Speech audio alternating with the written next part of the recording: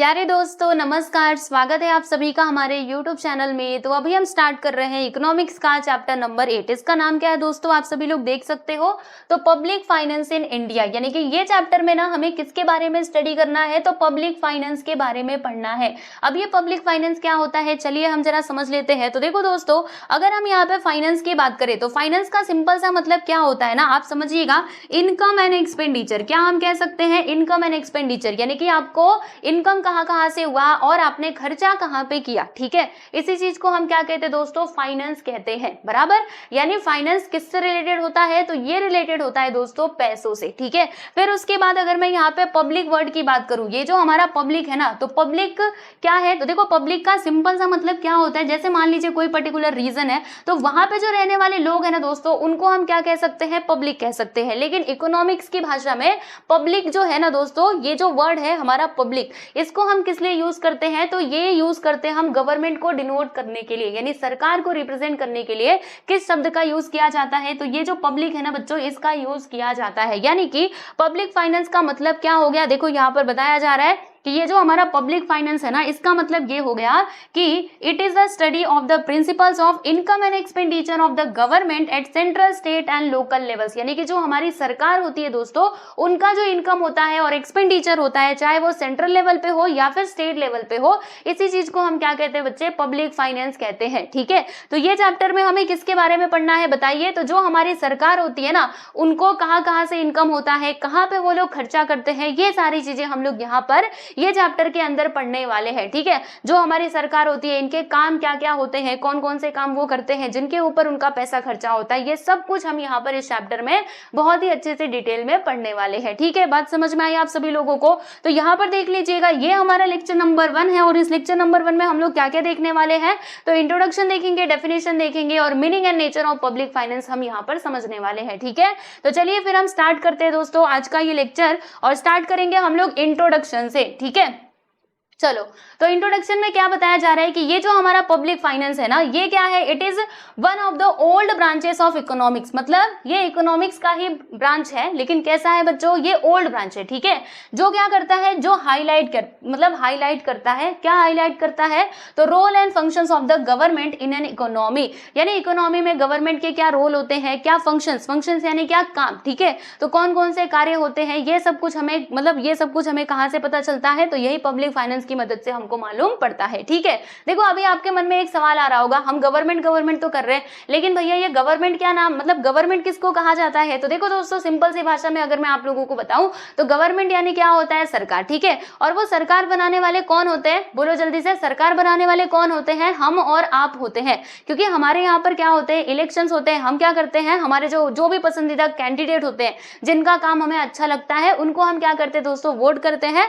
और तभी वो मतलब चुन करके जाते हैं और जाकर के पार्लियामेंट में मतलब वहां पे सरकार बनाते हैं। ठीक है ना, तो हम यहाँ पर क्या कह सकते हैं, सुनिएगा ध्यान से, ये जो गवर्नमेंट है ना दोस्तों, ये क्या है, तो ये है फॉर्मल और informal institutions created by the people in a specific region. समझ में आया, क्योंकि सरकार को क्रिएट करने वाले कौन है भाई, हम और आप, क्योंकि हमने ही वोट दिया है और सरकार बनाया है, तो वही बात इसमें बोली जा रही है। ठीक है, अभी जो सरकार होते हैं ना, ये बहुत सारे इनके काम भी होते हैं। ठीक है, जैसे मान लीजिए मैं आपको बताती हूँ, अगर कहीं एक्सटर्नल अटैक हमारे कंट्री के ऊपर हुआ, तो अब उससे रक्षा करना किसका काम होगा, भाई सरकार का ही होगा, है ना। मतलब दूसरे देश के जो, मतलब दूसरे देश से अगर हमारे कंट्री के ऊपर कोई अटैक हो रहा है, तो उससे हमारी रक्षा कौन करेगा, हमको कौन प्रोटेक्ट करेगा, तो हमारी गवर्नमेंट प्रोटेक्ट करेगी, तो ये उनका काम होता है। और क्या होता है, protection of private property of the people, यानी लोगों की जो प्राइवेट प्रॉपर्टी है ना दोस्तों, उसको प्रोटेक्ट करके रखना। जैसे आपका घर है, ठीक है, तो ऐसे बिना मतलब का कोई घर आपके, मतलब आपका घर कोई आकर के तोड़ नहीं सकता, अगर तोड़ेगा तो फिर आप क्या करोगे, जाओगे ना, फिर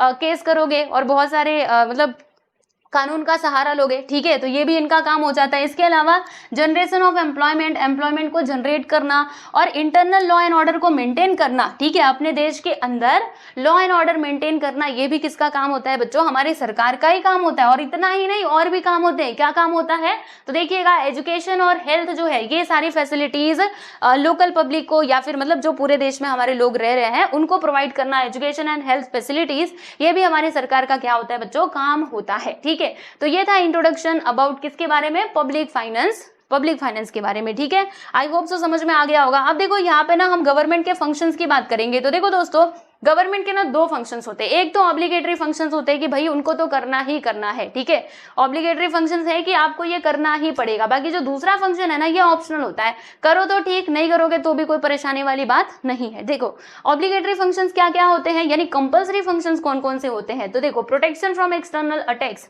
आप बताइए कि बाहर वाले कंट्री हमारे ऊपर हमला कर रहे हैं तो अब हम उसको होल्ड करके नहीं रख सकते, ठीक है, हमें क्या करना पड़ेगा, उसके खिलाफ एक्शन लेना ही पड़ेगा, हमें भी उनके खिलाफ जा करके लड़ाई छेड़नी ही पड़ेगी, है ना, क्योंकि हम ऐसे चुपचाप बैठे नहीं रह सकते। तो ये तो कंपलसरी हो गया ना, अगर बाहर वाले देश हमारे ऊपर हमला कर रहे हैं तो हमें तुरंत के तुरंत उसका सॉल्यूशन करना चाहिए, ठीक है ना, तो ये हमारा कंपलसरी में आएगा। इसके अलावा कंपलसरी यानी कि ऑब्लिगेटरी में फिर maintaining internal law and order, मतलब इंटरनली लॉ एंड ऑर्डर को मेंटेन करके रखना, ये भी हमारा ऑब्लिगेटरी में ही आएगा, ठीक है। तो ये सब कैसे फंक्शंस हैं गवर्नमेंट के, तो ऑब्लिगेटरी फंक्शंस हैं, ठीक है। इसके अलावा जो हमारे ऑप्शनल फंक्शंस है ना दोस्तों, ये क्या हो जाते हैं, ऑप्शनल मतलब ये ऑप्शन है, करना है तो करो, ठीक है, बाकी इसमें ऐसे 10-20 ऊपर नीचे हुआ तो चलेगा, ओके, कोई प्रॉब्लम वाली बात नहीं है। तो provision of education and health services, education और हेल्थ सर्विसेज प्रोवाइड करना, ठीक है, और सोशल सिक्योरिटी देना, जैसे कि पेंशन हो गया, ठीक है, और भी जो अदर सर्विसेज दी जाती हैं ये सब देना, है ना, ये सब कैसे फंक्शंस हैं दोस्तों, तो ये हमारे ऑप्शनल फंक्शंस हैं, ठीक है। क्लियर हुआ आप सभी लोगों को।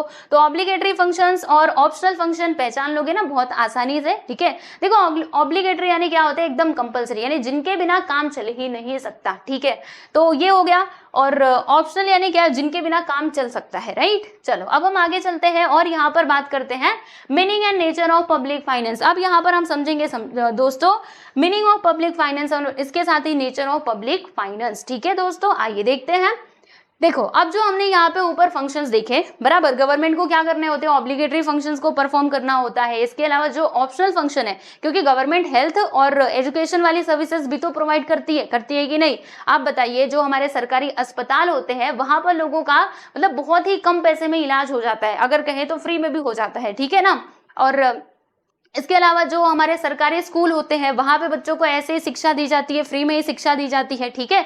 तो ये जो सरकारी स्कूल है, सरकारी अस्पताल है, अब इनका खर्चा कौन उठा रहा है, सरकारी तो उठा रही है, तो वही बात हो जाती है। तो देखो दोस्तों, ये जो हमने ऊपर फंक्शंस पढ़े, अब उनको परफॉर्म करने के लिए सरकार के पास क्या होना चाहिए भाई, पैसा होना चाहिए, ठीक है ना।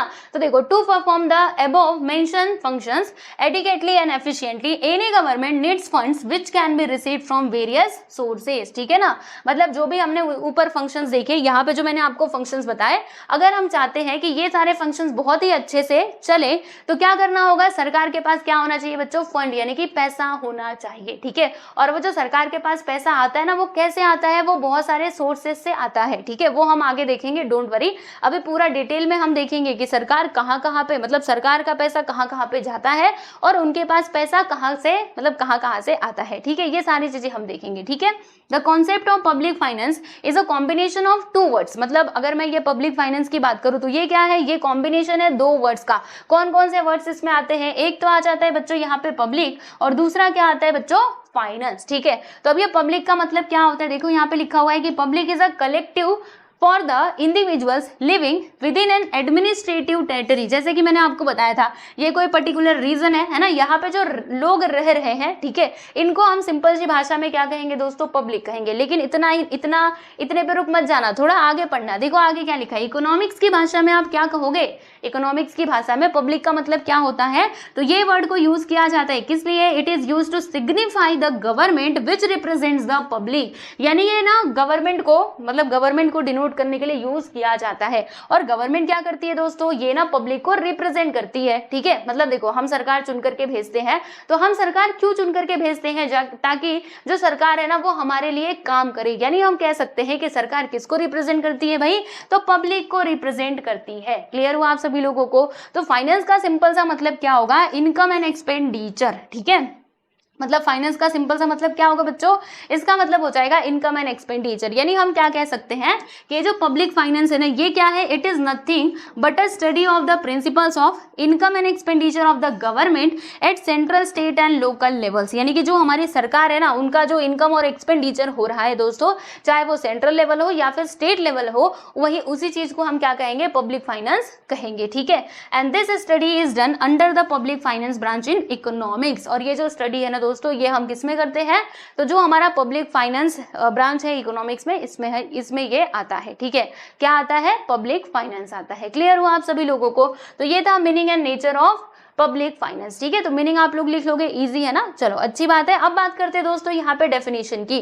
तो 2 डेफिनेशन यहाँ पे दिए गए हैं पब्लिक फाइनेंस के, तो चलो हम समझते हैं। Let us study some of these definitions. ठीक है, तो यहाँ पे जो आपका पहला डेफिनेशन है ना बच्चों, ये क्या कहता है, देखेंगे ये डेफिनेशन किसके द्वारा दिया गया था। देखो एग्जाम में ना आप दोनों में से कोई भी एक डेफिनेशन प्रिपेयर कर सकते हो। ठीक है, मतलब एग्जाम के लिए जो भी आपको लगे, देखो एक छोटा एक बड़ा है, तो आप बड़ा वाला छोड़ दो, छोटा वाला याद कर लेना, ताकि एग्जाम में जब भी ये पब्लिक फाइनेंस का क्वेश्चन पूछे तो आप वहां पे मीनिंग एंड डेफिनेशन लिख पाओ। ठीक है, तो आओ हम देखते हैं कि ये जो डेफिनेशन है इसमें क्या कहते हैं। तो ये दिया है किसने दिया है भैया, देखो अकॉर्डिंग टू ह्यूग डाल्टन। ठीक है, ये क्या कहते हैं कि public finance is one of those subjects which are on the border line between economics and politics. मतलब ये क्या होता है, बॉर्डर लाइन होता है किसके बीच का, तो इकोनॉमिक्स एंड पॉलिटिक्स के बीच का। ठीक है, आगे देखो क्या कहते हैं कि ये किससे संबंधित होता है दोस्तों, तो income and expenditure of public authorities. मतलब जो पब्लिक अथॉरिटीज होती है, पब्लिक अथॉरिटी का मतलब क्या हुआ, जो क्रिएट की जाती है गवर्नमेंट के द्वारा, उसकी बात की जा रही है। तो ये संबंधित होता है income and expenditure of public authorities and with the adjustment of one with the other. ठीक है, फिर यहाँ पे देखो आगे क्या लिखा है कि since we study the activities of the government in political science too. मतलब ये जो गवर्नमेंट की एक्टिविटीज है ना दोस्तों, ये हम पॉलिटिकल साइंस में भी तो पढ़ते हैं बराबर, तो वही बात यहाँ पे बोली गई है। So public finance also constitute a part of the study of political science. यानी कि ये जो पब्लिक फाइनेंस है दोस्तों, ये हमारा पॉलिटिकल साइंस का भी पार्ट है, बिकॉज हम इसके बारे में पॉलिटिकल साइंस में भी स्टडी करते हैं गवर्नमेंट के बारे में। ठीक है, समझो, मतलब गवर्नमेंट की एक्टिविटीज के बारे में, है ना। तो ये डेफिनेशन आप लोगों को समझ में आ गया, तो यही था इसका मीनिंग। आओ अब देखते हैं हम सेकंड डेफिनेशन जो किसने दिया है, तो ये दिया है दोस्तों according to professor Findlay Shirras. ठीक है, तो ये क्या कहते हैं, देखेंगे public finance is the study of the principles underlying the spending and raising of funds by public authorities. यानी जो हमारी पब्लिक अथॉरिटीज है वो किस प्रकार से फंड को रेज करती है और कहाँ पे उसको खर्चा करती है। ठीक है, इस चीज की जो स्टडी होती है दोस्तों, उसी को क्या कहा जाता है भाई, पब्लिक फाइनेंस कहा जाता है। ये बात किसने बोली है, मतलब ये किसके द्वारा स्टेटमेंट बोला गया है, तो ये है फिनले सिरास। ठीक है, समझ में आया आप सभी लोगों को? तो ये था दोस्तों हमारा इंट्रोडक्शन, मीनिंग और क्या था, और यहाँ पे डेफिनेशन। ओके, तो फर्स्ट पेज हमने पूरा स्टडी कर लिया है, इसको अच्छे से समझ लिया है। अभी यहाँ पर इस लेक्चर को हम खत्म करेंगे। नेक्स्ट लेक्चर में हमें क्या पढ़ना होगा दोस्तों, difference between public finance and private finance. ठीक है, जैसे अगर आप इन दोनों का डिफरेंस देखोगे ना, तो आपको और क्लियरली समझ में आएगा कि एक्चुअल में ये पब्लिक फाइनेंस क्या है और ये प्राइवेट फाइनेंस क्या है। ठीक है, तो हम ये सब कुछ स्टडी करेंगे। आज हमने क्या जाना, पब्लिक फाइनेंस के बारे में जाना। आई होप सो आप लोगों को समझ में आ गया होगा। तो चलो आज मैं आप लोगों को एक काम देती हूँ। मैंने आपको पब्लिक फाइनेंस बताया ना कि क्या होता है, ठीक है, तो अब आप क्या करोगे, अगर आपने मेरी बातें सुनी है तो पक्का इसका आंसर देना। देखो लिखोगे तो आप मतलब आप ही ज्यादा एक्टिव बनोगे, थोड़ा एक्टिव होकर के पढ़ाई करनी चाहिए। ठीक है ना, तो क्या करना है, आपको बताना है जैसे पब्लिक फाइनेंस का सिंपल सा मीनिंग, जो भी आपने समझा होगा अपने मन से अपने शब्दों में मुझे ना कमेंट सेक्शन में लिख के बताना है। ठीक है, बिल्कुल भी आलसीपना नहीं करना है, आप पक्का लिख करके बताइएगा। ठीक है, तो आज के लिए बस इतना ही रखते हैं। अभी बहुत ही जल्द हम नेक्स्ट वीडियो में मिलेंगे और कौन सा टॉपिक करेंगे, difference between public finance and private finance. ठीक है, तो चलो बाय एवरीवन।